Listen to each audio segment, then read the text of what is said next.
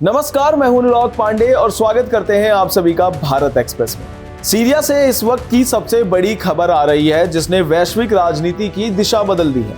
दशकों के गृह युद्ध और हालिया संघर्षों के बाद सीरिया सरकार और कुर्द नेतृत्व वाली सीरिया डेमोक्रेटिक फोर्सेस यानी कि एसडीएफ के बीच एक ऐतिहासिक राष्ट्रव्यापी संघर्ष विराम की घोषणा की गई है। जी हां, इस समझौते के साथ ही राष्ट्रपति अहमद अल शारा की सरकार ने लगभग पूरे देश पर अपनी संप्रभुता और नियंत्रण बहाल कर लिया है।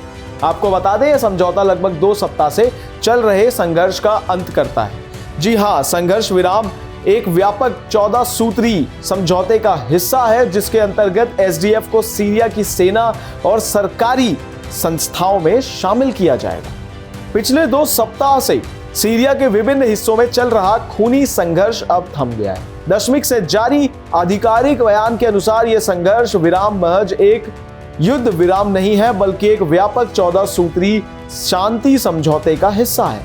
आपको बता दूं, इस समझौते का सबसे महत्वपूर्ण पहलू सीरियाई डेमोक्रेटिक फोर्सेस का सीरिया की राष्ट्रीय सेना और सरकारी संस्थाओं में एकीकरण है। यह कदम सीरिया की अखंडता को मजबूत करने के उद्देश्य से उठाया गया है। सीरिया के राष्ट्रपति अहमद अल शारा ने राष्ट्र के नाम अपने संबोधन में इस समझौते को ऐतिहासिक करार दिया। सिर्फ इतना ही नहीं, आपको बता दें कि उन्होंने कहा कि यह समझौता पूर्वी और उत्तरी प्रांतों में सरकारी संस्थाओं की वापसी का मार्ग प्रशस्त करेगा। राष्ट्रपति ने स्पष्ट किया कि सीरिया की संप्रभुता सर्वोपरि है और प्रशासन अब उन क्षेत्रों में भी अपनी सेवाओं और नियंत्रण स्थापित करेगा जो लंबे समय से स्वायत्त शासन के अधीन थे।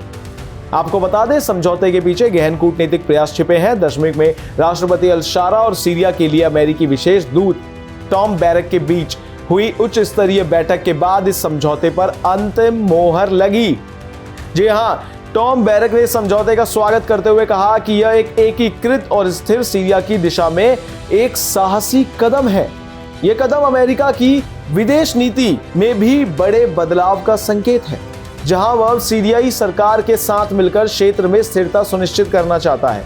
आपको बता दें कि एसडीएफ को अमेरिका का सैन्य समर्थन प्राप्त रहा है।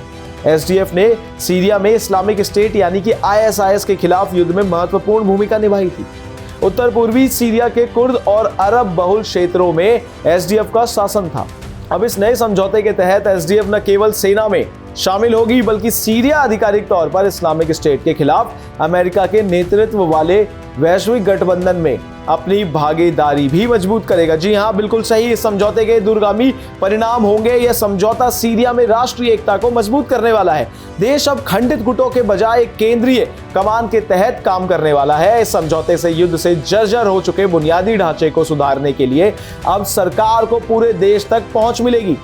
आपको बता दूं कि आतंकवाद के खिलाफ साझा मोर्चा चलाने में भी मदद मिलने वाली है, जिससे आईएसआईएस के खिलाफ लड़ाई अब और अधिक मजबूत होने वाली है। जी हां, सीरिया में 2 सप्ताह का संघर्ष भले ही छोटा रहा लेकिन इसके परिणाम स्वरूप निकला। यह समझौता दशकों के घावों को भरने की क्षमता रखता है।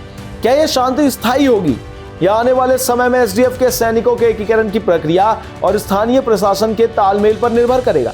फिलहाल सीरियाई नागरिक हिंसा से राहत की सांस ले रहे हैं और इन तमाम जानकारियों के लिए बने रहिए हमारे साथ भारत एक्सप्रेस पर।